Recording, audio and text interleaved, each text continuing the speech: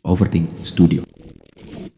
Film ini dimulai dengan sebuah janji. Park Jae-young adalah seorang pria dengan masa lalu yang penuh noda. Seorang manipulator ulung yang terbiasa menghindari konsekuensi, kini tengah terjerat dalam jaring rencananya sendiri. Park Jae-young yang tengah disekap menjanjikan membagi hasil asuransi tersebut kepada orang di hadapannya. Orang itu adalah sosok yang dikenal sebagai saksi mata, seorang pria misterius yang identitasnya masih belum sepenuhnya terungkap. Ia tidak percaya pada janji-janji itu. Dengan tawa dingin, ia berencana membakar semua, baik tempat maupun orang, dengan bensin yang diambilnya dari mobil yang disewa Jae-young. Pada saat saksi mata menyalakan api, ternyata takdir mempermainkannya. Saat ia hendak pergi, sebuah balok jatuh dari atas dan menimpanya. Ia terbakar. Rupanya terbakar hidup-hidup bukan bagian dari rencananya.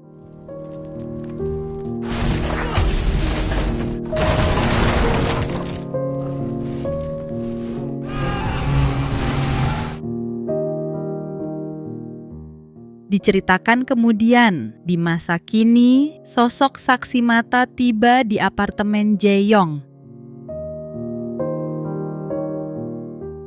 Sebuah panggilan dari agen asuransi datang. Pencairan dana telah berhasil, namun ada kejutan. Dong-sik entah bagaimana telah mengubah nama penerima manfaat menjadi sumbangan ke gereja. 연락드린 거 박동식 씨 그러니까 아드님이 모르게.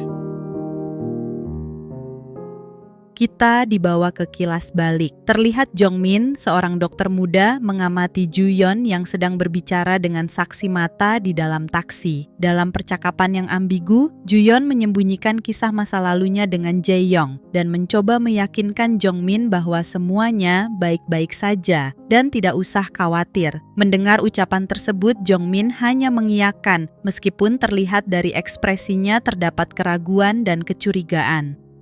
아니, 너 진짜 별일 없는 거지? 괜찮아. Kisah ini berlanjut. Ju-yeon dalam diam membayar Hwang, seorang detektif bayaran, untuk menukar obat penghilang rasa sakit milik saksi mata dengan obat bius. Hwang melakukannya dengan cara sederhana, menabraknya saat pria itu terburu-buru menuju gereja.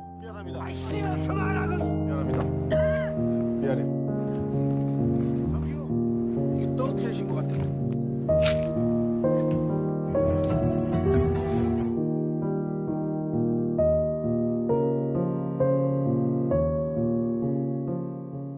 Ju-yeon mengikuti saksi mata yang kemudian melampiaskan amarahnya pada seorang biarawati untuk meminta uang asuransi Dong-sik. 자신이 죽으면 아드님이 찾아올 거라고. 두 분이 아주 죽이 잘 맞으셨나 보네. 좋은 분이셨습니다. 그런 사람이 상황을 이따구로 만들어? 아드님도 아버님의 Saat ia melihat Ju-yeon, emosinya semakin meledak. Kemudian ia mengkonsumsi beberapa pil dan berjalan pergi dalam keadaan kalut. 봅시다. 내가 어떻게든 받아낸다.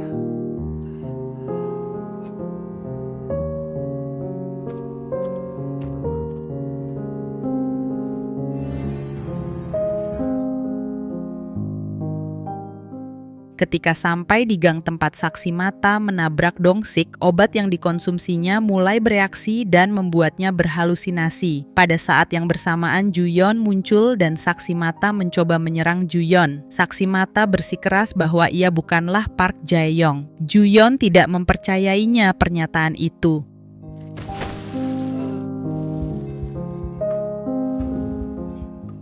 Dan saat itulah Ju-yeon mengeluarkan pisau bedah kecil guna mengakhiri semua. 내가 죽어야 끝나는 거야. Namun tiba-tiba Jong-min muncul dan memohon agar Ju-yeon tidak jadi melakukan hal bodoh tersebut. Ia berkata telah menyelidiki latar belakang Jae-young dan tahu masa lalu serta siapa sebenarnya pria itu. Saat saksi mata mengejeknya, Ju-yeon melampiaskan kekesalannya dengan memukulnya sampai pingsan. Kemudian Ju-yeon akhirnya memilih pergi bersama Jong-min.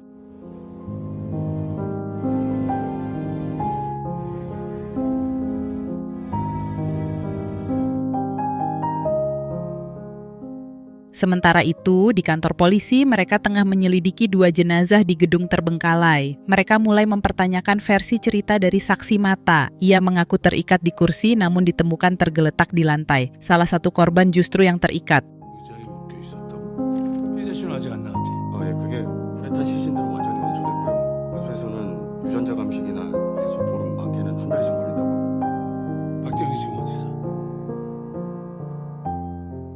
Di tempat lain, saksi mata yang sampai di apartemen merasakan kesakitan dan ingin meminum pil penghilang rasa sakitnya. Tapi kemudian ia menyadari bahwa pil yang ia minum berbeda dari yang sebelumnya dikonsumsinya. Ia menduga bahwa Ju-yeon telah sengaja menukar pilnya.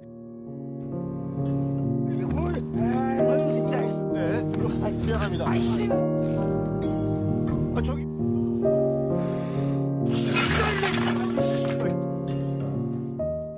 Saat itu juga, detektif Kang menghubunginya untuk wawancara lanjutan sebagai saksi. Sadar bahwa ia tengah diburu, ia berencana kabur dari apartemen.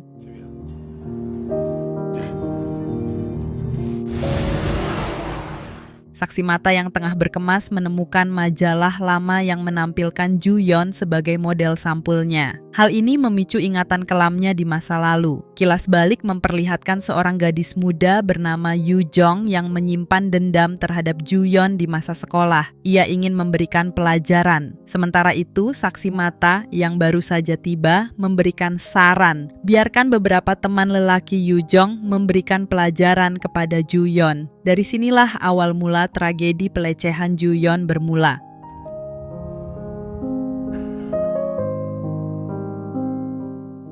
Kembali ke masa kini, polisi yang tiba di apartemen Park Jae-yong menemukan apartemen dalam kondisi kosong. Tapi polisi tidak kehabisan akal, mereka menemukan botol obat yang telah disentuh Park Jae-yong dan memutuskan untuk mencocokkan sidik jarinya dengan DNA yang ditemukan di mobil sewaan Park Jae-yong.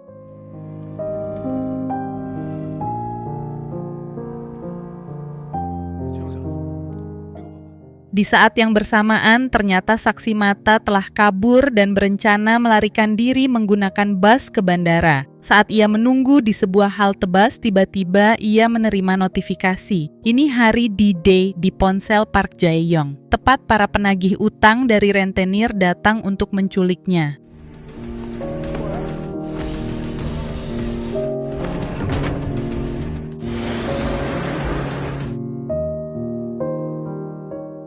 Sementara itu, Jongmin mengantar Ju-yeon ke rumah sakit dan menenangkan Ju-yeon. Di perjalanan, Jongmin mendapat telepon dari seseorang yang disebut Jongmin sebagai pamannya. Lalu Ju-yeon menyarankan untuk menemuinya. 내가 가도 돼? 오늘 가 진짜. 아프신데 빨리 치료해드려야 얼른 가봐. 그래도 나 괜찮으니까.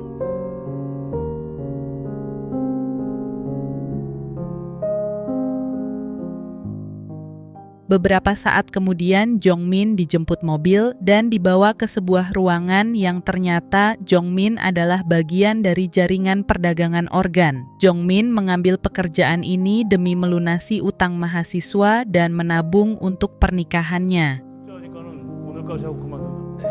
왜? 대접이 소홀했어? 아니 그런 걸 그만둘 때가 된 것 같아서.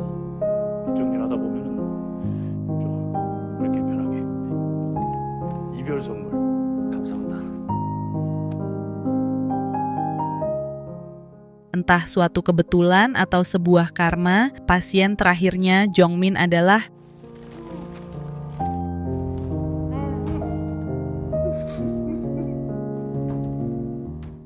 saksi mata.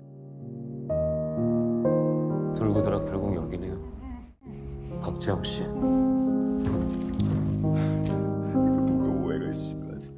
Saksi mata akhirnya mengaku bahwa ia bukan Park Jae-yong, melainkan Kim Beom-jun. Tapi Jongmin tidak mempercayainya. Ia anggap itu hanya akal-akalan untuk menyelamatkan diri. Dengan dingin, Jongmin menyebut ini sebagai karma. Tanpa anestesi, ia mulai melakukan pekerjaannya terhadap Kim Beom-jun. 이 알바를 산.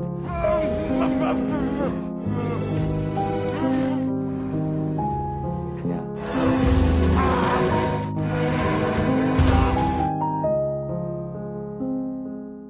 Keesokan harinya, Juyeon bangun dan mendapati Jongmin menunggunya. Jongmin mengatakan bahwa hal-hal baik akan datang. 주연아, 이제 좋은 일만 있을 거야. 고마워.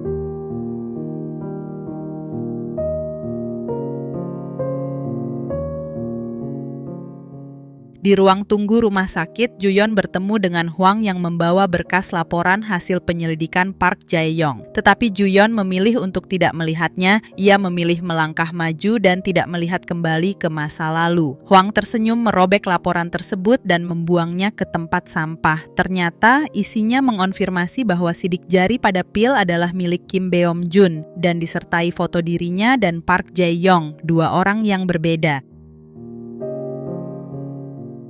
Di ruangan Juyeon, Jongmin yang diberi hadiah perpisahan terakhir oleh rentenir membuka hadiah tersebut yang berisi jam tangan mewah milik ayah Park Jae-yong.